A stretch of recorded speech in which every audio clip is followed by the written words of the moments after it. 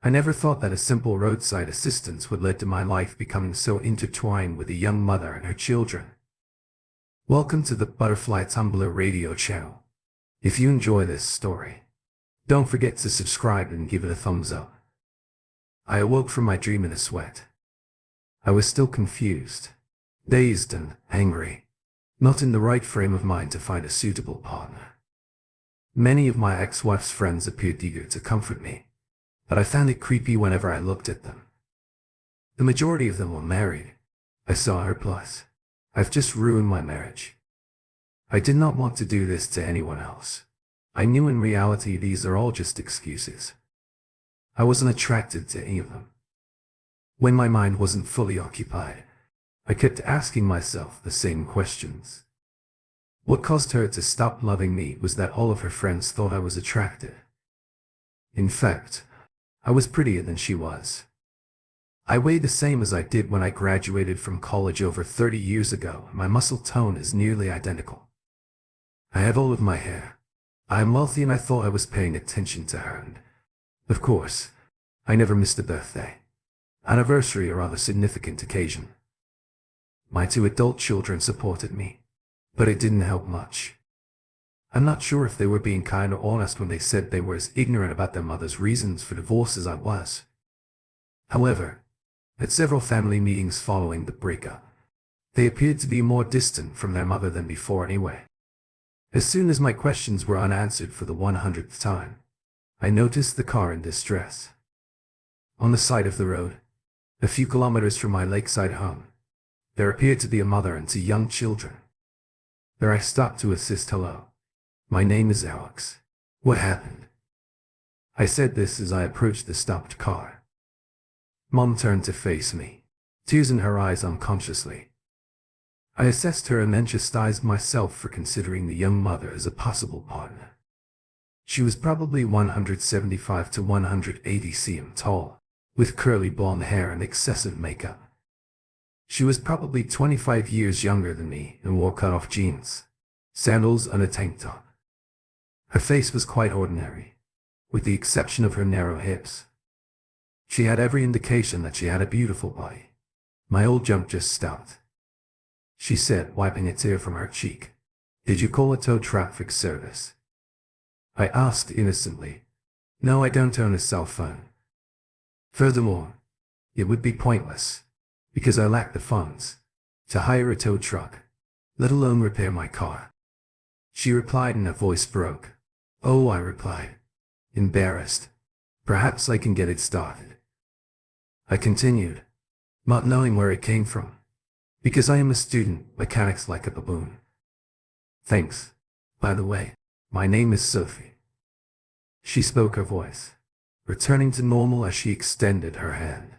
"Nice to meet you, Sophie," I said, shaking her soft but firm hand. Her young children in the back seat of the car clearly did not hide when people passed out, because they immediately joined in the conversation. "Hello, Mr. I'm Daniel," as she called her little boy who appeared to be around 6 or 8 years old. "Will you fix our car? I'm Lily." Her probably 5-year-old blonde daughter. "Mom sometimes lets me put on a little makeup." "Well, it's nice to meet you both." I smiled. "I really hope I can help."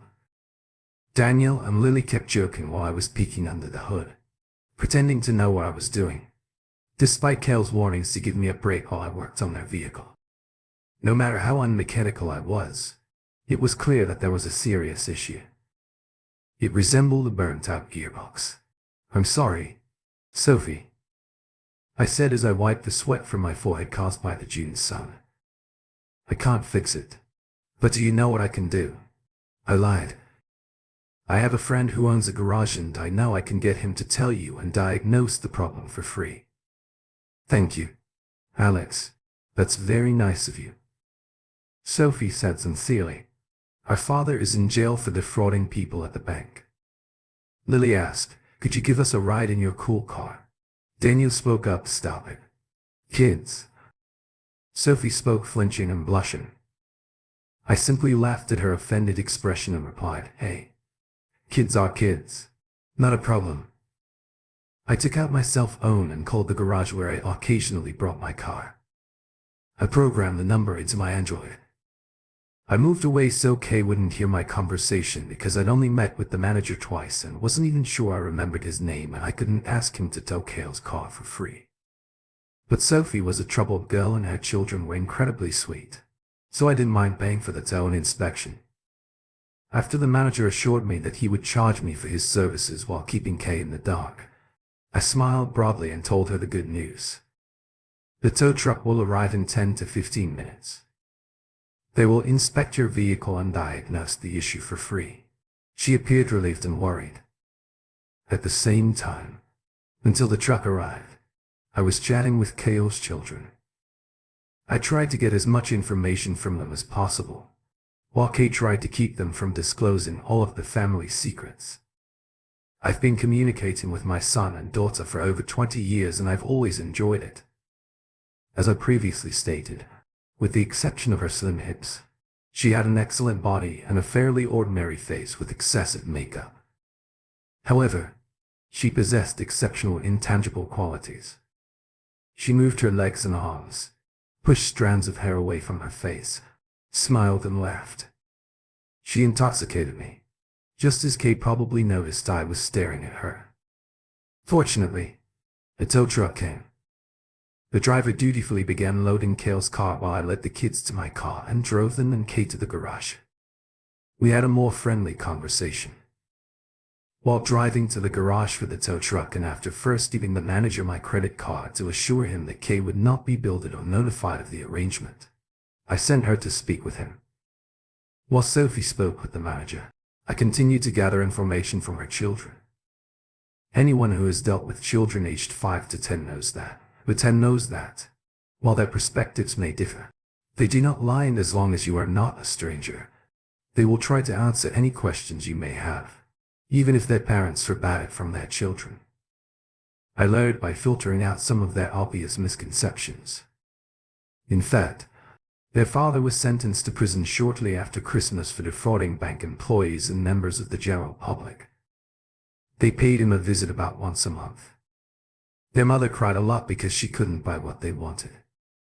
Santa Claus was so busy that he didn't have time to give each of them more than one Christmas present, and they disliked living in the apartment complex because there were no swings like in their previous home and there were some strange neighbors. Sophie returned after speaking with the garage manager for about 10-15 minutes. The manager was pleasant, but not particularly encouraging about what might be wrong.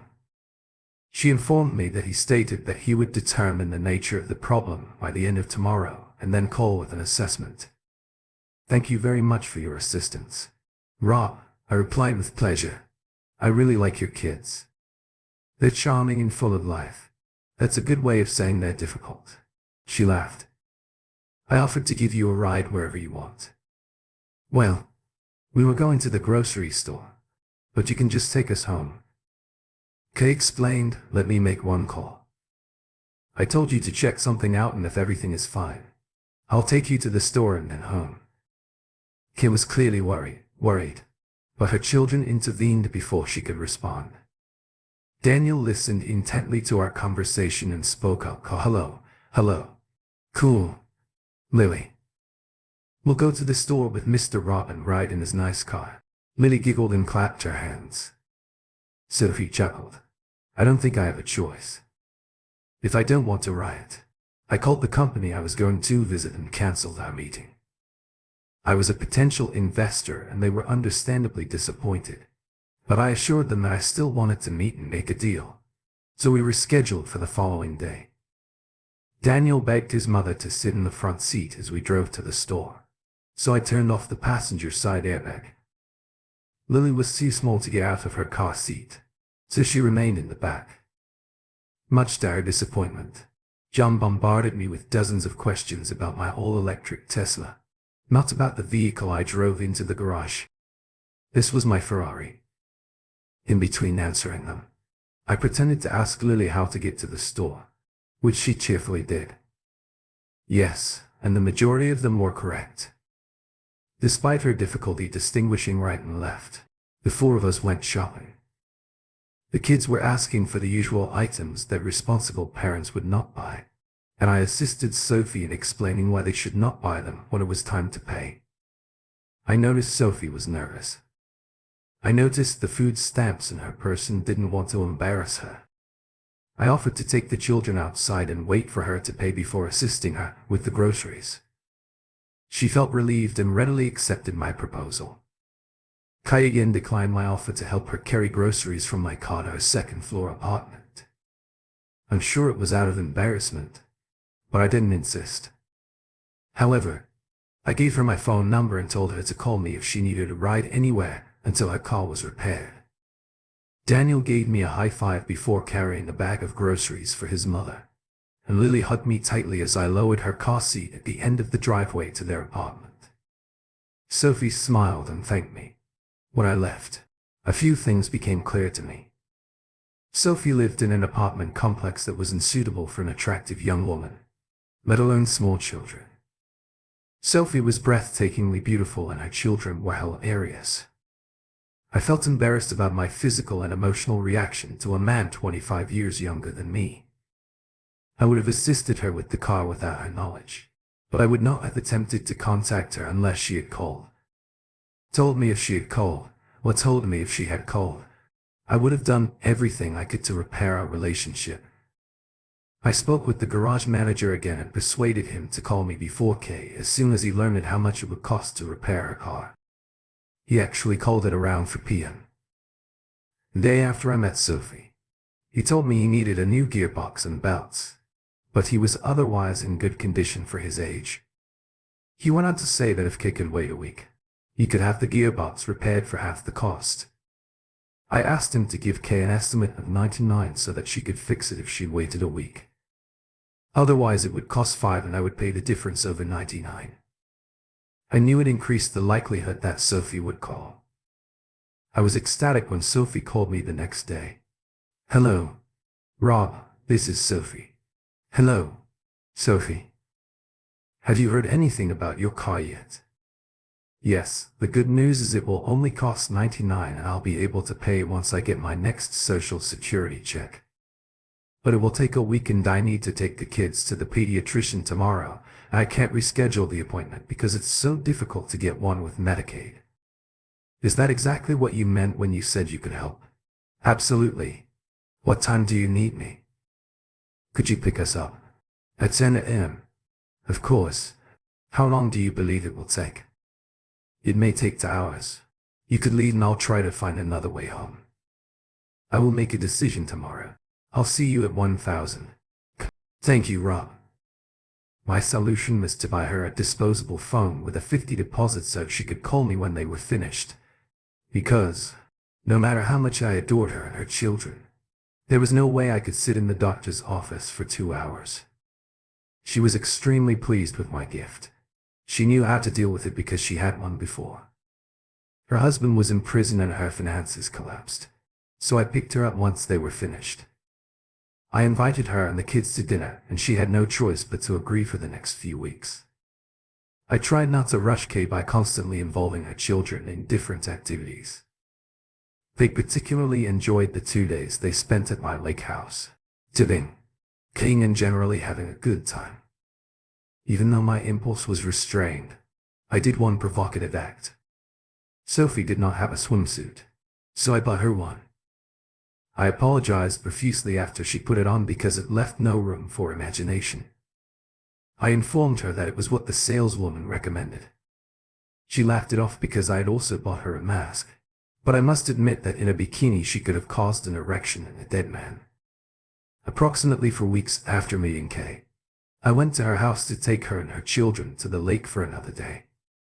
Since she did not appear to want me to come to her house as usual, I called both her landline and the disposable cell phone I gave her when I went outside. No one responded to any of them. This concerned me, so I went to her apartment on the 2nd floor. Standing outside the door, I overheard some men shouting, and what they were shouting about concerned me. I pounded the door as hard as I could, shouting, "Kay, open up. It is time to leave." I heard the man whisper something to Kay, who then spoke in a broken voice. "Sorry, Rob, our plans have changed and we are unable to accompany you today." I will call you tomorrow. Hill? No, Kay. I overheard men shouting at you. If someone does not open this door within 15 seconds, I will call 911. Shortly after, a slimy-looking man with a gun in his belt opened the door and said, "You are sticking your nose where it should not be. Actually, you're the one leaving." I blurted back, one hand holding the phone and the other ready in case he reached for the gun. "Sophie is my great-niece and I operate a legitimate Jimmy Parker businesses. Had you heard of him?" Instead of brains, Jimmy Parker was a crime boss in the nearest major city, approximately 1 km away. Of course, I didn't run his 2 businesses, but I recognized him from the charitable advice he was using to boost his image, and he recognized who I was. When I said that, without giving him time to think, the slug's face turned ashen gray. I quickly added, "I have Jimmy on speed dial, and as soon as I pressed that button, you're finished. Now I'm entering and you're leaving." I quickly moved past him. I was relieved to see that the children were not in the main room and that the bedroom door was likely closed. The second guy was even thinner than the first. When they began walking away, angry and cursing under their breath, I noticed a bruise on Kayle's face and tears in her eyes. I grabbed a bottle of wine off the counter, hit the second guy on the head with it, and then hit the first guy on the nose with it, clearly smashing it. I grabbed his gun's barrel. As he grabbed and turned the handle, he broke his thumb and cried out in pain. "You bastard! You broke my damn nose and thumb." The first slug continued to moan as it lay on the floor in pain. The second guy was unsteady but not unconscious. I turned him over and found no weapons on him. Then I dragged him out the door and tossed him down the stairs. Then I put a gun to the first guy's mouth and said, "If you or any of your slimy accomplices look at Sophie or her children one more time, I guarantee Jimmy will order your execution." "I get it. Do you feel scared now?" The first guy nodded. I pulled the gun from his mouth and said, "Now get out." I yanked him to his feet, pushed him out and shut the door behind him. Hill's expression was simultaneously horrified and relieved. She began sobbing. She came up to me and hugged me, crying on my shoulder. I placed the gun on the nightstand. The bedroom door opened and both children peered out from behind it. Their eyes were wide open and filled with tears. "It's okay. Kids, it's okay," I said. They rushed up to me, grabbing my legs. When everyone calmed down, I told Sophie that she needed to pack for herself and the kids and stay with me for the next few days. "I'm not sure what these guys are going to do, and you don't want to be around if they return." I encountered no resistance. They packed up quickly and Sophie asked me to drive the kids in my car and she followed. As soon as we arrived at my house, I convinced her that we needed to contact the police. 2 police officers came to my house and took statements from both of us. One of us was playing with the kids on the dock, while the other was giving his testimony. I handed the gun over to the cops, telling them they could find both mine and the owner's fingerprints on it. Sophie knew one of the guys' names, and by checking the fingerprints on the gun they were able to locate the other. By bedtime, the children appeared to be nearly back to normal. Sophie isn't. She felt compelled to inform me that the guys had threatened her children if she didn't work for them as a cheater. I already knew that from what I heard outside the door, so I assured her that I would do everything in my power to ensure that they never bothered her again.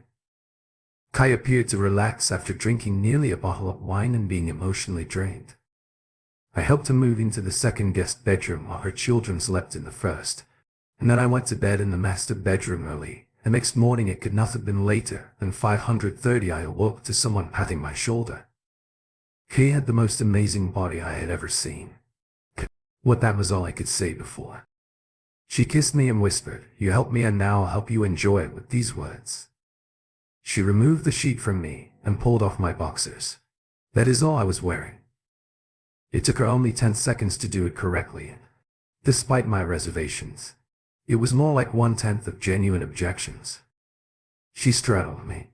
Shortly thereafter, I believe, I blacked out for a few seconds or minutes. I'm not sure what it was, but it was so far beyond my experience that I don't know how to describe it.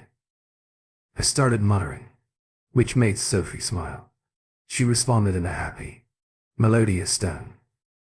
The only two things I've been really exceptional at in my life are being a mother and making love. I know you're an amazing mother, and if this is an example of how you make love, truer words have never been spoken. I groaned. You're also great, and I needed it. As I prepared breakfast for Kai and the kids, she and I could not stop smiling. The kids had a good time spending night, and I promised to take them to the amusement park, hoping to forget about yesterday's trauma. Kai and I put the kids to bed after a long and enjoyable day of riding roller coasters and eating hot dogs, and then I told her that we needed to talk. Kai, as you have undoubtedly realized, I truly care about you and I adore your children. She smiled widely. I'm concerned about what happened in your apartment. I'm concerned that you and your children are living there and that you don't have the resources to continue being a supermom. I'd like you and the kids to move in with me. And response to Kale's half sly, half perplexed expression, I quickly added, but I'm not asking you to sleep with me until we get your husband's permission. This seemed to perplex her. What is it, she asked. I'm not going to end your marriage or replace your husband as the father of your children. My marriage ended in a very painful way for me, but I'm hoping I can get your husband's approval, just to ease my conscience, because I want nothing more in life than to sleep with you every night. That is, if you agree. I didn't give her any more time to speak because she was clearly going over everything in her head. After a long pause, I finally allowed Kay to speak. Rob, it is unrealistic for us to live in the same house for more than a few days without making love. I like you, and I had just as much fun this morning as you did. That is impossible. I interrupted, and it was quickly followed by, I apologize. Please go on. I am confident that if we live here, my children will have a much better life. It's clear, and I'd be a bad mother if I didn't try to give them the best. But despite the fact that my husband is a fraud and occasionally a complete, I agree with you that we require his approval. When can I see him? I asked with enthusiasm. Visiting hours are this Saturday. I intend to take the kids there. We can talk to him first. Then you and I together stay here. Until then, Kai, I bet. Kay stood up, approached me, wrapped her arm around my neck, gave me the most passionate kiss of my life, and then said, we'll stay, but you have to lock me in my room for the night. Otherwise I can't guarantee that this morning will not occur again. The 3 days until Saturday seemed to go on for months. I was completely consumed by the prospect of using Sophie again, but I wanted it to be as mature as possible given the circumstances, so I just suffered. Before we went to the prison, I needed to finish something.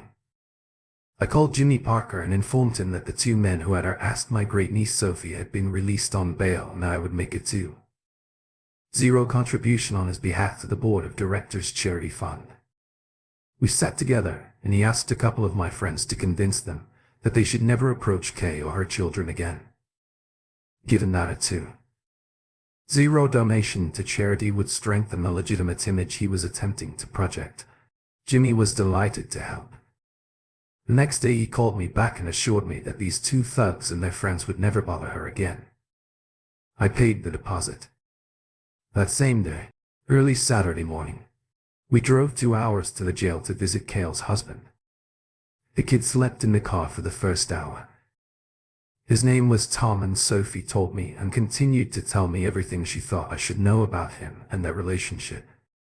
Sophie and the kids left after an hour of meeting with Tom, leaving me to see him. I hadn't seen any photos of him before, so his appearance surprised me.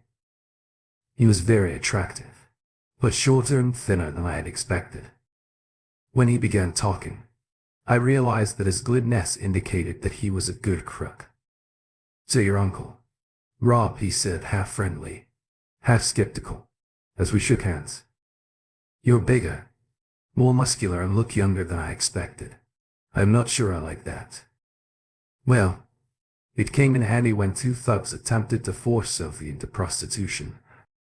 I said with a serious expression, as Sophie had told him in a previous phone conversation. After a brief conversation, he mentioned how wonderful his children were and Sophie was a wonderful mother. I got down to business. Listen, Tom, I know you'll be here for at least another 5 years. Maybe 10. After only 5 months of incarceration. Your family is already suffering financially and the situation is likely to worsen. I want to take care of them, but only with your permission. What exactly do you mean by caring? I will meet all of your children's needs, send them to a good school and make certain that no one bothers Kay anymore. But you're astute enough to recognize that if they live with me, I'll use Kay. That is why I'm being completely open with you about everything. Have you tried it? Yeah, he asked. I lied, following Kayle's advice, no matter how difficult it may be, because she is such a sweet and kind woman. I dislike the thought of someone else using her. Do you truly believe that a beautiful young woman can remain celibate for 10 years while you are here? She's already being pestered constantly. I witnessed it with my own eyes. I could tell it left an impression on him. Would you rather have a mature, wealthy guy like me take care of her? Would you rather have a young stud, use her and possibly bully her or the kids? Maybe you're correct. Robbie, no. I'm correct. Are you aware that she's the best cheater in the world? I'm sure I don't know, but I can easily imagine she could be like that. Once you've used her, you'll do everything in your power to keep her and get me out of your sight. I only want to borrow her, not steal her like a young stud would. But to calm you down, I have a suggestion.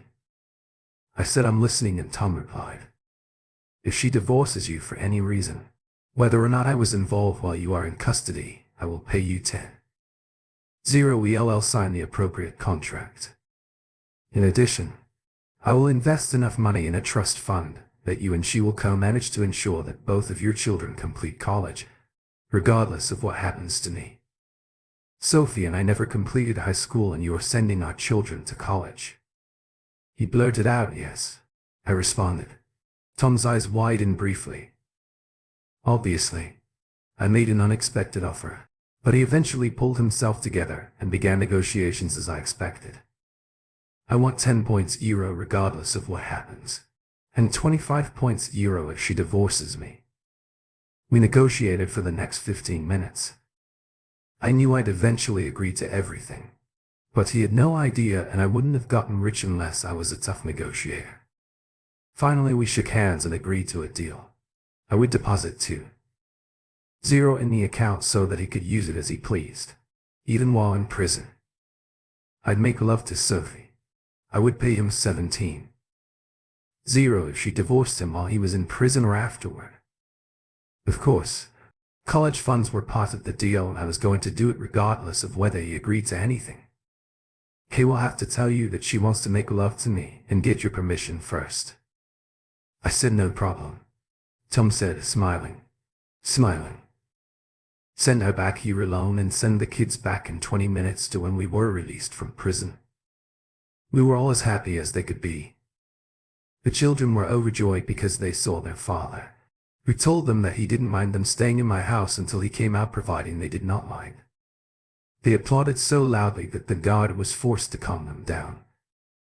Sophie was pleased because she and the children would be cared for and she would become my borrowed wife, allowing her to make love to me without cheating on her husband.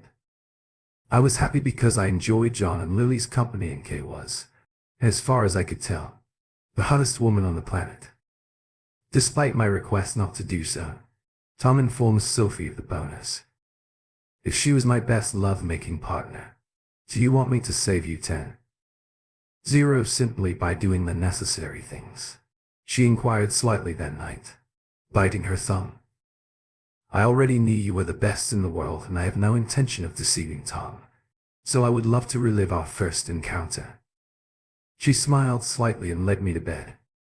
Tom couldn't take phone calls from anyone other than his lawyer except for a few hours once a week, so I asked his lawyer to call him and get me. I told him that he was completely correct about Kay, instructed his lawyer to prepare the necessary paperwork at my expense, and wholeheartedly agreed with him when he concluded the conversation. "Rob, you're just a lucky bastard. Truer words have never been spoken," I responded sincerely. It's been over 2 years since I struck a deal with Tom. My life has been the best it has ever been, and aside from writing this story, I hadn't thought about my ex-wife Chaos.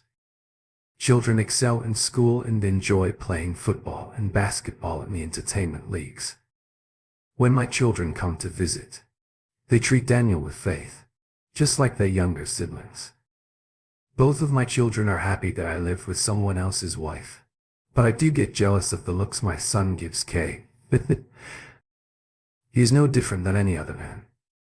Sophie appreciates not having to worry about what she will eat next, and she is overjoyed that she is no longer receiving Social Security and Medicaid payments. She now gives back to the community through charitable work when the children are in school. Sophie now has beautiful shoulder-length blonde hair and wears a lot of makeup. This makes her face almost as attractive as her body. More importantly, Sophie is more than just a goddess. She is a kind, wonderful woman and exceptional mother. I'm madly in love with her, though I try not to admit it to her. I know she probably loves me as well, not only because I'm great with her kids, but also because she enjoys spending time with me. One-on-one, she appears to get nearly the same pleasure. I'm not sure what will happen when Tom is released in about 3 to 8 years and wants his wife back. All I know is that I no longer fantasize about using Kate Upton because I have better options in real life. Here is the next story. I usually don't waste time on adult websites, but on a random night in July, I not only browsed through one, but also paid for the premium membership. I figured one was too expensive. I was watching a live stream featuring an alluring woman. Despite having seen more impressive shows, there was something about this one that hit home. They referred to her as Hot Housewife Emma, but I knew her real name was Emily. Yes, Emily was my wife. After their intimate session, her partner said with a smug smile, "Well, darling, that was something. I bet your husband cannot make you feel this way, can he?" Emily responded calmly, "Well, Marco, it was enjoyable, but no one sets me on fire. Like my husband, I've been with a few men, but none have made me happier than he does. You're dead, but he's incredible, so keep trying." She gave him a sly smile. Marco, perplexed, inquired as to whether he was that great. "Why are you here cheating on him?" Emily smiled and responded calmly, "I didn't plan this, but I enjoyed a thrill. I'm glad you are a part of it. Plus I can get away with it and he won't find out. I love my husband with all of my heart. This makes me appreciate him even more. That one was well spent because I learned what my wife was up to without having to hire private detectives." You might be wondering how I got on that website in the first place. It's a fair question, and the truth is that it was simply a strange stroke of luck, a rare twist of fate. Emily was not fortunate to be with Marco, but I was lucky to discover her cheating. Emily and I have been married for more than 8 years. We first met as elementary school students in a small town in central Illinois. She lived in town. I lived in the country. Her father owned the largest grain elevator in the area, while my father ran the largest farm. Naturally, because our parents did business together, we met, attended school together, and became friends. I will not bore you with stories of childhood crushes or college romances. We've both dated other people through the years. We hadn't been exclusive, but I believe we were always meant to be together. I was at first, but we both met others along the way. During our junior year at the University of Illinois, we decided to go exclusive. A year and a half later, shortly after graduation, we married. We both have degrees in business administration. Life was wonderful, or so I thought, until that. July night, Emily's parents retired 3 years ago and moved to Phoenix, Arizona. Emily, her sister Sarah, and her brothers Mark and Luke purchased 48 of the grain business from their father. He wanted to keep control for a while to help their financial growth, but he eventually let them take full ownership. Sarah is married to a friend of mine, David Carter, a grain farmer. He manages a farm that is slightly smaller than mine. We live nearby and often get together. Mark and Luke run the grain business and then Emily handles the fin. Sarah also works there, interacting with customers and managing grain sales. It's a true family business with a few additional employees for trucking and grain handling. They hire part-time workers during peak seasons. That's enough backstory. Let's talk about how I caught my wife with another online and what happened next. The Gentry siblings worked hard to finalize the grain deal. I wasn't heavily involved, but I knew they'd have to work pretty hard. They held meetings with banks, the Illinois Department of Agriculture, and insurers and others. They were exhausted at the end. Fortunately, this all happened during the winter, their slow season. It was after harvest, so I didn't need Emily's assistance on the farm as much as I did during planting or harvesting. She did not do farm work, but managing to the acre corn and soybean fields kept me busy and I relied on her for errands and other tasks. Emily and Sarah decided to spend a few days relaxing at a spa because things were not that hectic. They went away for 3 nights and returned feeling refreshed. They enjoyed it so much that they scheduled another spa weekend for July once the planting was finished. It was during this trip that I discovered the online video. Daniel Stone, an Illinois Department of Agriculture agent in our county, stopped by on a routine visit. Emily and I had known Daniel since college, and when he asked about her, I told him she was at the spa. Daniel gave me a strange look, implying that something fishy was going on. He mentioned a cousin who worked there as a masseuse and had heard scandalous tales about the establishment he suggested. I looked it up online. I enjoy browsing the internet, so that evening I decided to look around and eventually discovered a spa. It didn't take long to locate the live feed and then the show began. I could recount what happened that night, but what's the point? I experienced a storm of emotions, including hurt tears, anger and depression, all of a man's typical reactions upon discovering his wife's betrayal. I soon discovered that this wasn't her first time cheating. As the spa had an archive section with my premium membership, I accessed videos from their previous 2 visits, as well as videos from the 2 most recent nights, where Emily and Sarah had been present, for an additional $20 per video. I downloaded 8 videos, which cost me $160 in addition to the original $100, bringing the total to $260. I had all the necessary evidence to file for divorce. I hadn't figured out my strategy yet, but I knew I needed to act quickly. I was not going to wait a month, 2 weeks, or even 1 week. The sooner we separate, the better. I had video evidence of her being intimate with another man at least 8 times. In fact, she had been with 2 different men, Marco and Steve. In the videos that I downloaded, I had no idea and frankly didn't care if there had been more than 2 was more than sufficient. I made multiple DV copies of the videos and securely stored them. When my father built our home, he concealed a wall safe behind a hidden panel in the office's built-in bookcase. Once the copies were safely hidden, I removed all references to spy from my computer and deleted the original files. Aside from the DVD copies, no trace of the evidence remained. With everything in order, I picked up my phone and texted Emily, "This is James. I know exactly what you're doing at the spa and I have evidence to prove it. Do not bother returning to the house. This is no longer your home and soon I will not be your husband. We're finished. My lawyer will contact you within the next few days. We can make arrangements for you to collect your belongings."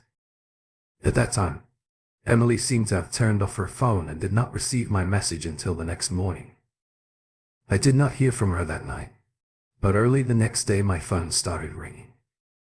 When I saw Emily's name on the caller grid, I decided not to answer. She left a voicemail. "James, what are you talking about? I have no idea what's happening."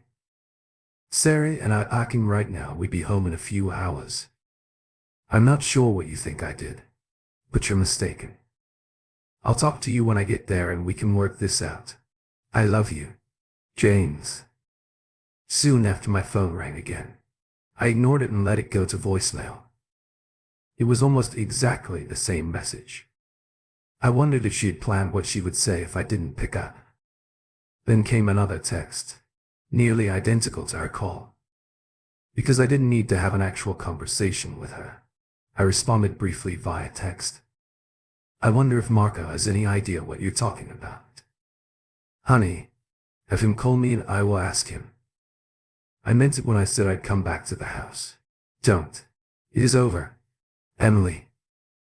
I didn't receive any more texts, but later that afternoon she called again and left a message. James, we need to talk. I'm staying with Sarah until we can talk and resolve this terrible misunderstanding. Please call me. The next morning, I went to my bank and opened a second safe deposit box under my name alone.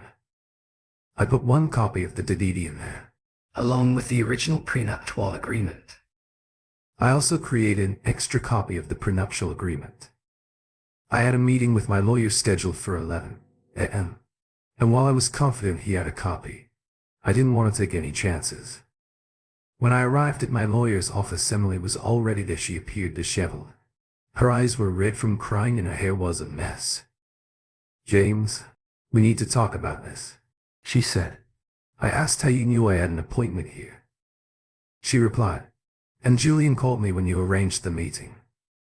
Just then Julian Monroe, my attorney, appeared and invited both of us into his office. My rage simmered beneath the surface as I replied, No, Julian, we will not be going into your office together. Your call to Emily shattered my trust. I need a clear answer right now. Will you represent only me? Lawyers are supposed to be smart, but Julian appears to have lacked some intelligence. He said, No, James, if this continues, I will represent Emily. He considered the grain business to be a better client than my farming business, most likely because he represented the gentry and family members. I had my own thoughts about this. He believed he would eventually see the error in his judgment. Fine, Julian. Ensure that all of my original documents, as well as any copies of contracts and paperwork, are ready by 4 p.m. today. I'll either pick them up personally or arrange for a courier. Understand that I have admired your previous work, but you're making a serious mistake here. I will seek legal assistance elsewhere and my new attorney will contact you shortly. Emily remained silent throughout the exchange but then pleaded, James, why don't you talk to me now to clear this up? I responded, because Emily Julie clearly values you as a client more than me. Julian interjected. I refused to engage without legal representation and I did not trust him. James, I've always been straightforward with you. Have nothing to worry about in my mind. I considered, Julian, I've got a lot to worry about.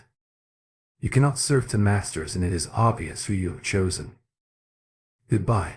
My attorney will be in touch, I declared and walked out, hearing Emily begin to cry again. Darn it now. I needed to find a new attorney. I knew Samuel Mitchell was a skilled attorney with a strong competitive streak against Julian Monroe, so I thought he might be a good fit. However, I did not want to rush into anything before completing my homework. Lawyers, accountants, bankers and insurance agents are all professionals. You must exercise caution when making your selection, especially because they handle sensitive information. I know a few people who have used Samuel's services. I called his law office and requested a list of references. The secretary, Isabel, was happy to email the list to me. I noticed the names of 4 friends. I decided to visit 3 of them to hear their thoughts on Samuel's work. It did not take long. All 3 made glowing recommendations. I am confident in Samuel's abilities. I skipped the 4th friend, David, because he was married to Sarah Lawrence's sister and I did not want to involve him. I called Samuel's office again. introduced myself and requested an appointment after 4 p.m. The receptionist said he was booked until 4:30 but would see if he could squeeze me in. When she got back on the phone, she confirmed that he could see me at 4:30 for a quick meeting. I agreed and mentioned that it arrived a little early. She responded, "Great, Mr. Turner. See you." Then, at 4 p.m., I went to Julian's office to get my paperwork, but they were still copying it. They were clearly stalling, most likely hoping that I would reconsider. Frustrated, I demanded that they finish in 15 minutes or my new attorney would contact them. They asked who it was and I assured them that they'd find out soon enough. Suddenly the office was bustling and I had all of my documents. In 20 minutes I got to Samuel's office on time and met with him. He agreed to be both my personal and business attorney. I asked if I could leave my paperwork with him for safekeeping and he agreed to store it in his vault. We scheduled a meeting for the next morning to go over everything and plan my divorce.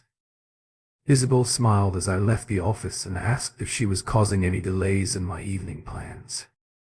I laughed and replied, "Reply, not at all, Isabel. Everything is on track," she said. "I'm glad to hear it, James." The next morning we went over my business paperwork. I cannot discuss specifics due to attorney-client privilege. However, Samuel reported that everything appeared to be in order. We stopped for lunch and Samuel and Isabel invited me to join them at a nearby diner. I agreed, knowing I'd have to stop by the bank afterwards. Lunch was enjoyable and I learned more about them. They had been married for 10 years and have 2 young daughters. They showed me pictures of their charming daughters who clearly inherited their mother's beautiful smile. The lunch was beneficial to me as it helped me adjust to my new attorney-client relationship, but it also reminded me of what I had lost. Samuel and Isabel's relationship was a painful reminder of how things had been with Emily. I felt sad and shed a few tears. Samuel did not appear to notice, but Isabel did, and I could see concern turn on her face. After lunch I went to the bank to secure my assets and received a €5 retainer check payable to Samuel Mitchell offices. Samuel had not asked for it yet, but I thought it was a nice gesture. When I returned to the office, I was prepared to continue. Isabel informed me that Samuel was on call and directed me to a small conference room. She asked if I wanted coffee, but I declined. She sat beside me and said, "James, Samuel did not provide specifics, but I believe this is about your wife. If it is okay with you, I would like to attend your meeting this afternoon." Sometimes a woman's point of view can be helpful. On the verge of breaking down again, I nodded. It was comforting to have Isabel's empathy. I told the painful story of discovering Emily's infidelity. I had a few breakdowns and Isabel offered her support and sympathy. After regaining control of my emotions, I expressed my intentions clearly.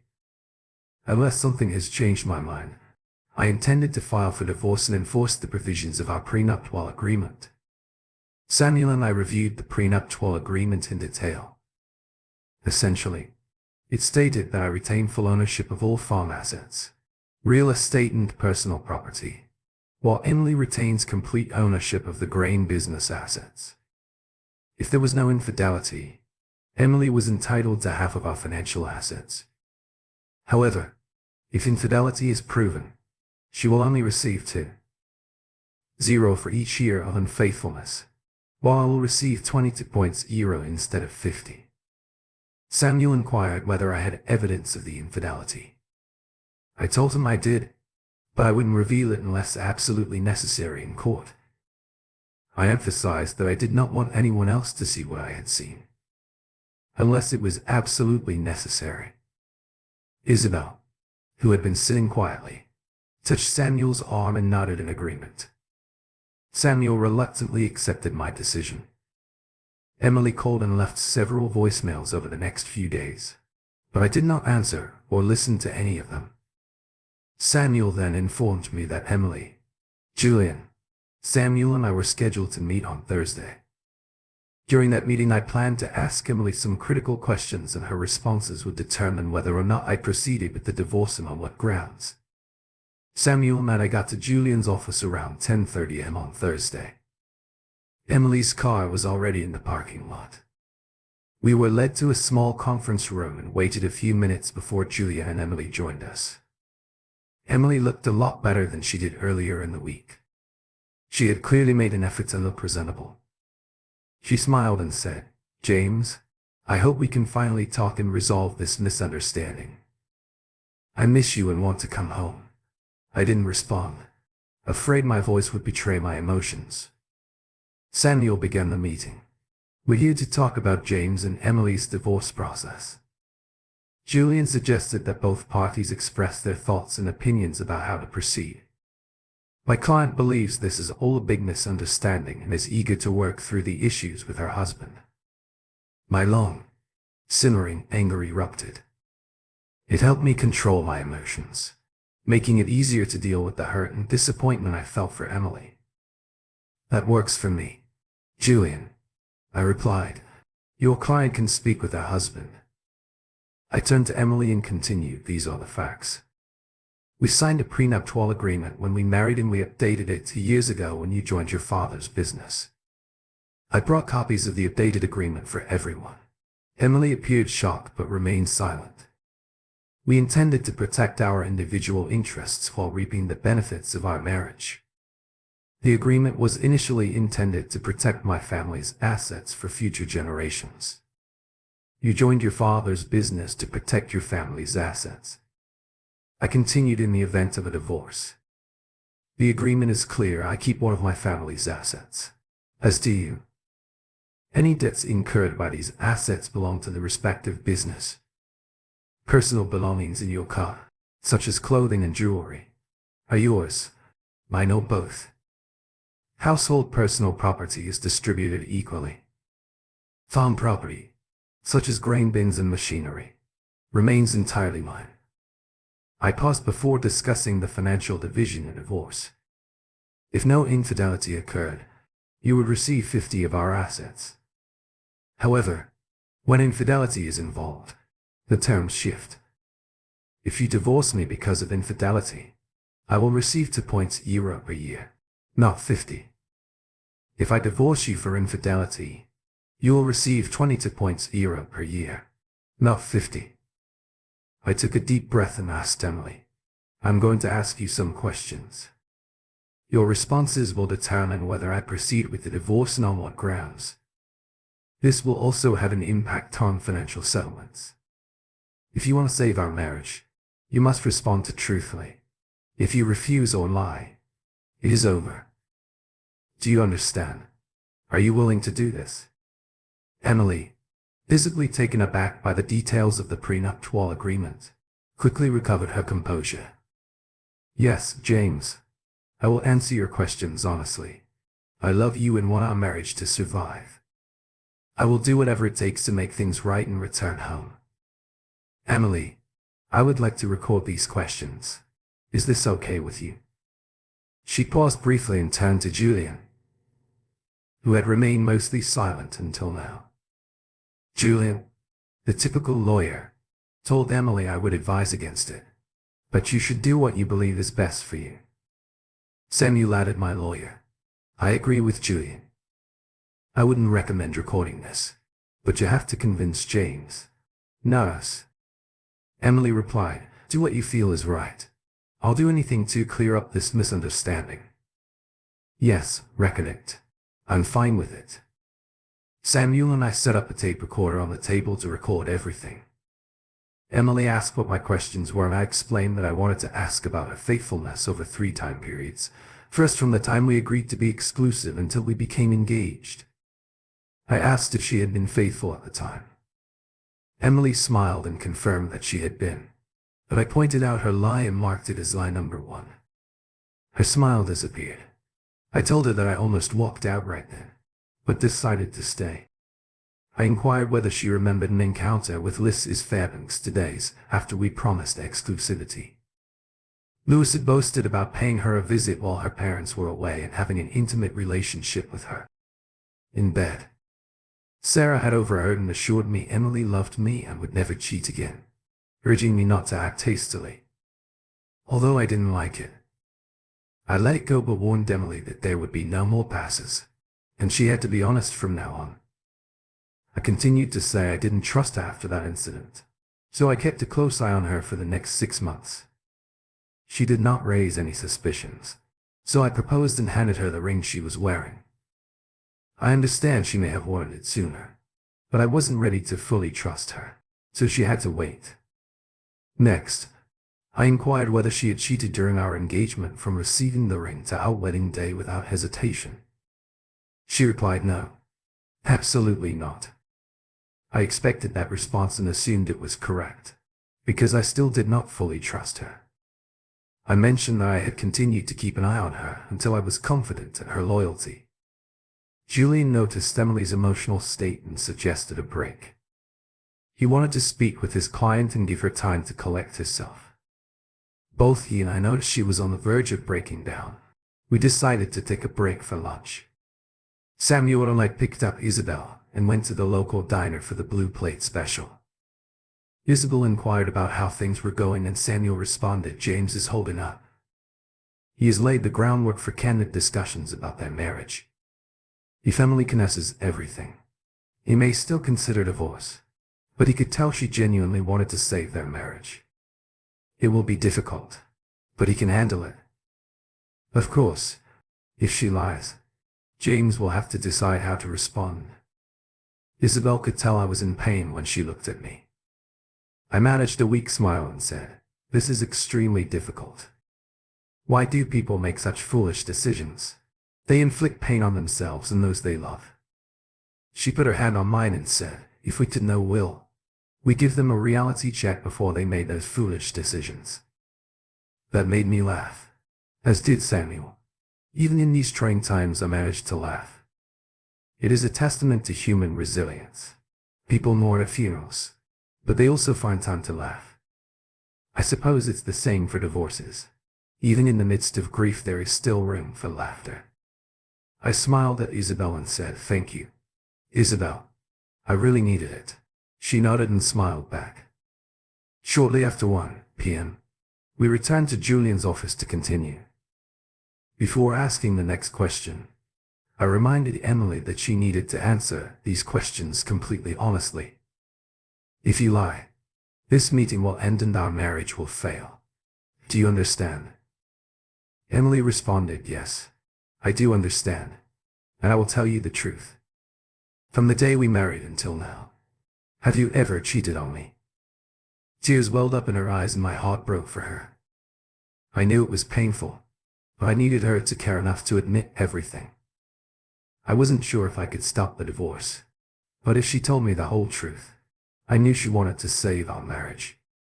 "Yes, James, I cheated on you. I'm very sorry. James, will you ever forgive me?" I asked Julian and Samuel to leave the room because I wanted to ask Emily more questions without embarrassing her. They objected, but I insisted. Emily nodded to Julian, indicating that she wanted him to leave as well. I had her confession to cheating on tape, enough for a divorce hearing. I didn't want the rest of my questions and her responses recorded, so I turned it off. Emily went. "Where was on the first? Who and why?" She sniffled a few times and said, "Oh, James, I'm so sorry. What happened this weekend? At the spa. I cheated with one of the masseuses, Marco. I'm not sure why it happened. James, I suppose it was a moment of passion. Sarah and I had a wonderful day. After a delicious dinner, we decided to get a massage before bed. My masseur's name was Marco. I was lying on my stomach when Marco started the massage. His hands felt soft and strong and I did not stop him at the time. I had no idea things would progress so far. She began crying and said, "Oh James, if I could go back, I would never have allowed it and we would not be where we are now. You need to believe me." I was shocked but said, "This is shocking, Emily. I am so sorry and I have no idea what to say." She sat quietly looking down and sniffling. After a while she looked up and asked, James, is there any chance you'll forgive me? Without making it sound like a courtroom, I asked Emily, is this the whole truth and nothing but the truth? She looked at me with a mix of confusion and apprehension, attempting to determine how much I truly knew. Finally, she replied, yes, James, that is what happened. I'm very sorry. My heart felt torn apart, but I was able to conceal my pain and anger. I maintained my composure, stood up and motioned for Samuel and Julian to return. Once they arrived, I made it clear that this meeting was over. This is what happened next. After that, I walked towards the door but turned back to speak with Emily. I am filing for divorce due to infidelity and the terms of our prenuptial agreement will be enforced. She appeared stunned and pleaded, but why? James. I confessed my infidelity and I beg you to forgive me and continue our marriage. Thank you, James. Please, I really love you. Please forgive me. I responded, Emily. You have lied to me. You weren't concerned enough about our marriage, to be honest. If you had, I may have considered working things out, but you did not give it a chance. You had the opportunity to be honest, but you chose to lie. I know you were unfaithful more than once with Marco, and I have evidence. I warned you to tell the truth. You didn't care enough about me or our marriage to do so. It is over. I turned back to the door, opened it and started walking away. Emily screamed, wait, James, I will tell you everything. Everything you want to know. Please do not leave me. I turned around one more time, glaring at her with a mix of hurt and rage, and said, you were warned. You had your chance and thought you could get away with admitting to only one incident. So you lied. It is over, Emily. Then I shouted, it is over. Samuel quickly followed me and caught up just as I was getting into my car. He grabbed my arm and said, do you really want to file for infidelity? Yes, I do. I responded. She got her chance. I must have misjudged her over the years. I wish she cared enough to confess everything, but she couldn't even be honest with me. Now go ahead and file. I drove back to the house, which was now all mine, and grabbed a beer from the refrigerator. Actually, I got two. I sat in my office, quickly drinking the first and sipping the second, thinking about everything that had happened. I had several copies of the video evidence hidden in secure locations, but I didn't think I needed to make them public. Now that I had her confession, I suddenly realized I had left the tape in Julian's office. I immediately phoned Samuel. Hello, it's James. Did you get a tape recording of Emily's confession before following me? Oh no, he replied. I forgot the tape. James, I rushed out after you and totally forgot. I'm very sorry. I had meticulously planned everything, but in my moment of hurt and anger I stormed out without the tape. Damn, I muttered. Samuel, why don't you contact Julian and see if you can retrieve it? My guess is that they'll say they deleted it. Sorry, but I'd be surprised if you could get it. Do not worry, even if you can't. I have enough evidence to file an infidelity claim. Samuel replied, okay. Man, I apologize. I know you didn't want to use the video downloads, but you might have to. If she can prove the infidelity charge, don't worry, Samuel. Everything will work out. I reassured him. After the call ended, I grabbed another beer from the refrigerator. Damn, how could I be so careless? I wasn't drunk. I was simply numb. As I watched the evening news. Before going to bed, I thought I heard a car pull into the yard, so I slowly rose from my chair and walked to the back door.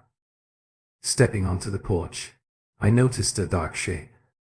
Shortly before the lights went out, something hit me on the back of the head and all I saw was blinding light.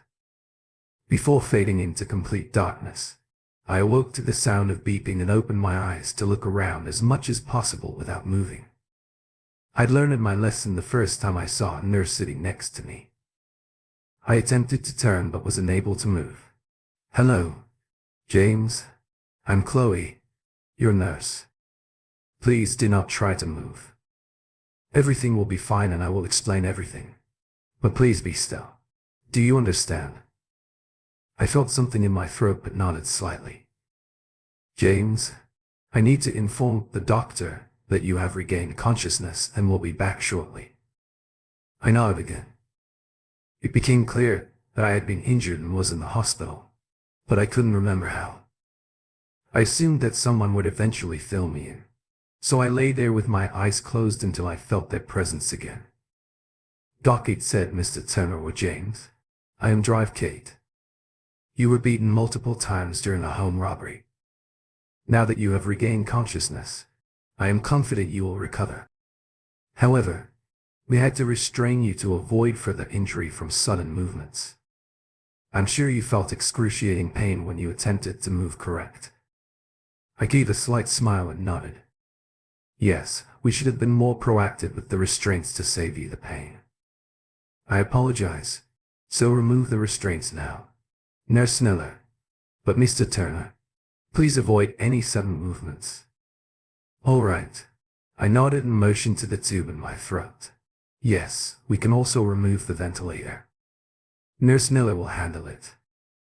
They removed the restraints in the tube, which caused excruciating pain in my throat.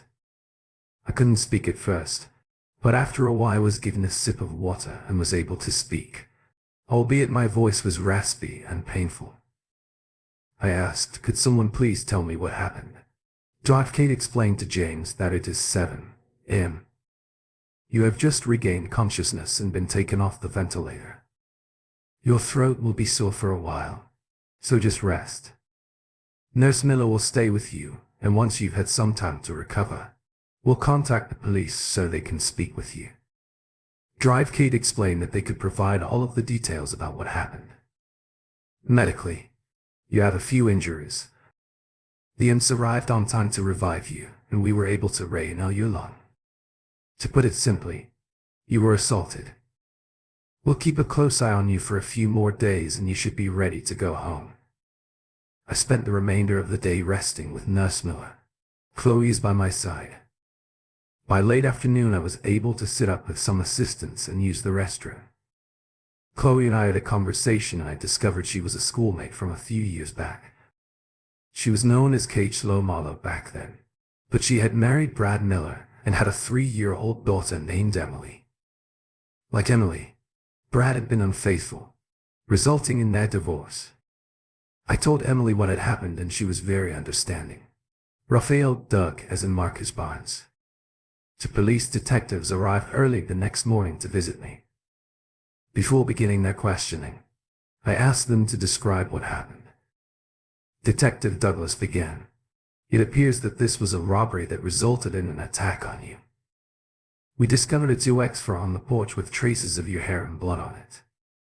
There were no fingerprints, so we assumed the attacker was wearing gloves. There were no signs of forced entry because you exited porch and the door was already open. He continued into the house. Several pictures were removed from the walls. Your desk drawer, strongbox was emptied and all of the bedroom filing cabinets were searched. The drawers and closets were searched and the jewelry box in the master bedroom was empty. While it's clear there was a robbery, we don't know what was taken.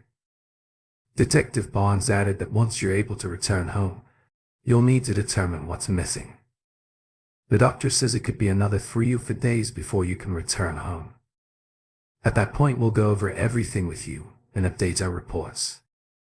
Detective Douglas then asked, what do you remember about the attack? Not much. I replied I'd had a few beers and was watching the evening news. When I heard a car pull into the yard, I got up to see what was going on. I stepped onto the porch and noticed a shadowy figure just before the lights went out. I can't remember anything else until yesterday. I'm afraid I will not be much help in determining who did this. Detective Douglas proceeded. We need to ask a few more questions to help with our investigation. He asked about my wife's whereabouts. During the incident, I explained that my wife and I were separated and going through a divorce, so I had no idea where she was. He then asked to call me James, to which I agreed. He inquired about the status of our divorce and whether there was significant conflict. I told him things were going well as she was contesting the grounds for divorce. When he inquired about the grounds, I stated that I was filing for infidelity, which would significantly reduce her settlement, and she was contesting it. The detective remarked that this gave her a motive. Detective, I just can't believe she'd do anything to harm me. I explained why. He assured me that they would look into it thoroughly. He inquired whether there were any other people who might want to harm me or if I had any disagreements with neighbors, friends, family, or anyone else. I could not think of anyone. The detective then mentioned the need to inventory the missing items. When I was able, I inquired whether there was any cash in the house, possibly in the strongbox, and if so, how much. He also inquired whether there were any valuable items, such as jewelry or artwork worth thousands of dollars. I told him that, yes, there is some cash in the strongbox, approximately 8.0. I usually keep around 1 in cash on hand, but I had recently withdrawn some, bringing it closer to 8.0. There were a few nice pieces of jewelry, but nothing worth more than 1.0. I can't think of anything else of significant value right now. I chose not to mention the hidden safe behind the bookcase because the detective had not mentioned it and I preferred to keep it a secret if possible. Detective Douglas said, "Well, James, that's it for today. If you remember anything else, please contact me. When you feel ready to return home, please let us know so that we can complete the inventory. If we have any further questions, we will contact you here or at your home over the next 4 days." I made gradual improvements. I took plenty of naps and talked to Chloe. I had several visitors, including David, Sarah, Samuel, and Isabel. Emily did not visit me, and none of her family members except Sarah did either. Given the circumstances, it was understandable, but I would have appreciated the company. Julie and Emily's attorney also came to see me. We'd been friends for years before the divorce, so I appreciated his visit. Everyone was sympathetic to my injury and wished me a speedy recovery. Both Sarah and Isabel kissed me on the cheek before leaving, and I could see tears in their eyes. I had a difficult time during those 4 days. Even though I was sleeping, I had unsettling dreams. Sometimes I'd wake up in a panic, my heart racing and tears in my eyes. I woke up a few times disoriented and unsure where I was. But Kate was always there to comfort me with her gentle words and touches. I'm pretty sure I screamed myself awake once, though the specifics of the nightmares eluded me. I later discovered that Kate stayed at the hospital with me even when she was not on duty, only leaving to freshen up and change her clothes every day. She explained that it was because of the problems in my marriage and she wanted to be there for me. I was sincerely grateful for her help. Kate eventually arrived to inform me that I would be discharged shortly. Relieved, I quickly prepared to leave. Chloe helped me get ready and even wheeled me down to the lobby where David and Sarah waited to take me home. Chloe wished me luck and gave me a warm hug. I could tell she cared, but with my life in turmoil, marriage problems and health issues, I didn't pursue it any further. I mentioned that I wanted to call her sometime in the future, and that was an update. When I entered my house, the mess was overwhelming. David and Sarah offered to help clean up, but I declined, saying I'd rather leave things as they were until I had time to go through everything. I assured them that I would call when I was ready for their assistance, and they reluctantly agreed, leaving me alone. My first task was to inspect the safe behind the bookcase in my office. To my relief, everything was still intact, including a large number of cash, certificates of deposit, stocks, bonds, and the DVD containing evidence of Emily's infidelity. Clearly, nobody had discovered the safe. I looked around the office and noticed that aside from the cash in my laptop, there were a few numbered prints of Larry Winslow's Real-ife. Nothing appeared to be missing. However, I noticed bank and credit card statements on the desk, So I notified both banks and credit card companies to keep an eye out for any unusual activity in the coming weeks. The investigation into the robbery and assault moved slowly because the police lacked substantial evidence. Detectives Douglas and Barnes provided regular updates, but no new leads surfaced. They explained that the lack of high-value items stolen made it difficult to track down potential criminals. During their most recent update, they suggested that the case be put on hold unless significant evidence surfaced. Initially, the detectives asked me about Emily and our relationship. I had been mostly cooperative and honest. I am confident Emily would not harm me, and taking the items she would receive in the divorce made no sense. The detectives appeared to share this viewpoint. Their inquiries about Emily did not yield any significant results. To protect my finances, I set up new bank accounts and ordered new checks, feeling more secure. After taking these precautions, I purchased a new laptop and reorganized my office. As I was getting back into my routine and dealing with some overdue bills, I came across an invoice from Reddit. A sudden realization struck me. Red indicated remote electronic data storage solutions. I had video surveillance installed throughout my property, including the house, grain bins and machinery shed.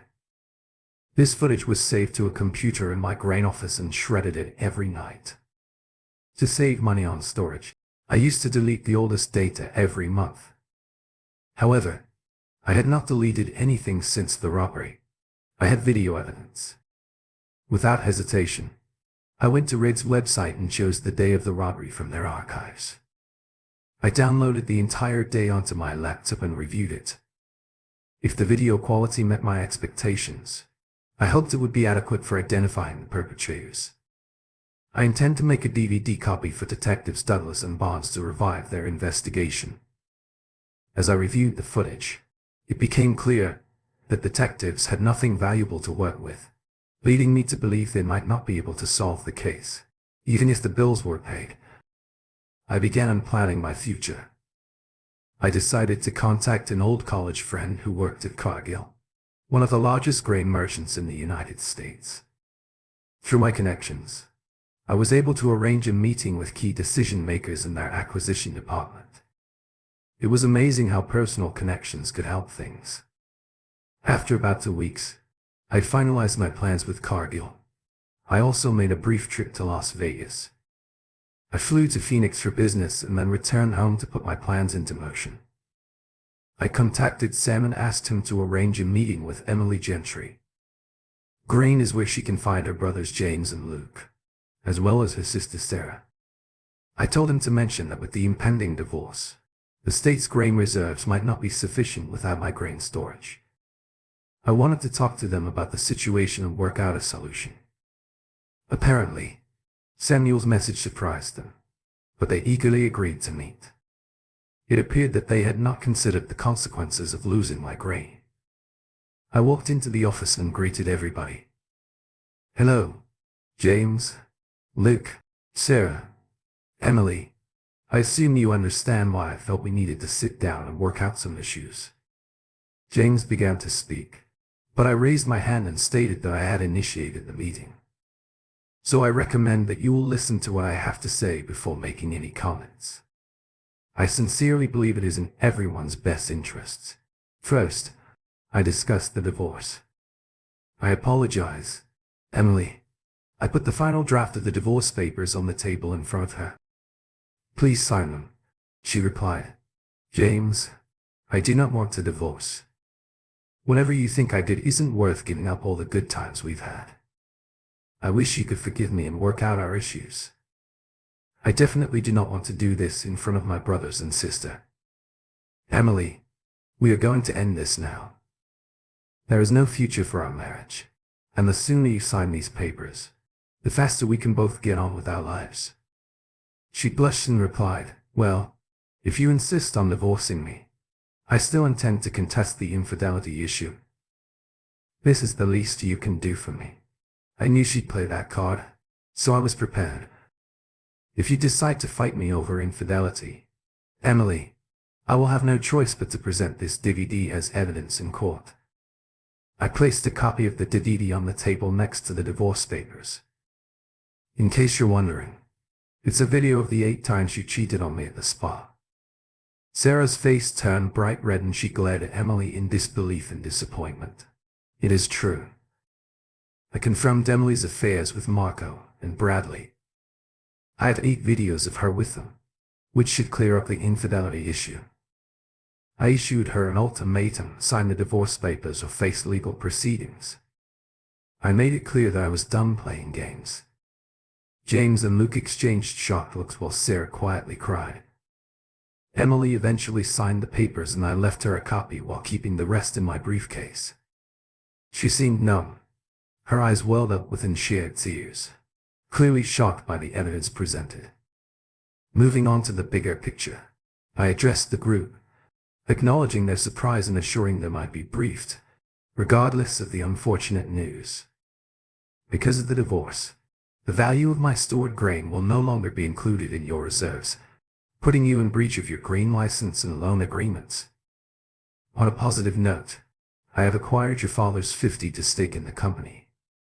Your agreement with him lacked a first right of refusal clause, so the purchase was straightforward. He was aware of the company's need for my equity and believed I had evidence of Emily's infidelity, which made the decision simple for him. As a result, I am now the majority shareholder in Gentry Grain Inc. While each of you owns 12, making you the minority with a 48% stake. I continued, I have reached an agreement to sell my controlling interest in Gentry Grain to Cargill, a company that is constantly looking for promising grain operations. You have the option to sell your shares at the same price I negotiated, which I believe is fair. However, the downside is that the company is now owned by someone else and the new owners will evaluate employees' contributions. The good news is that, as part of my negotiations, each of you has a 1-year job guarantee. Work hard to demonstrate your worth. At that time, I also disclosed that I had sold my farm and David Farm to Cargill, with David agreeing to a long-term contract to manage both farms for them. Given his excellent performance, the shock on their faces deepened and became mixed with anger. Mark, as the eldest and unofficial leader of the Gentry family, was the first to express his concern.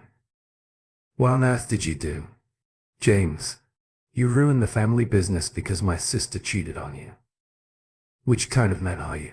How did you persuade my father to sell you his shares? What lies have you told him? Let me clarify.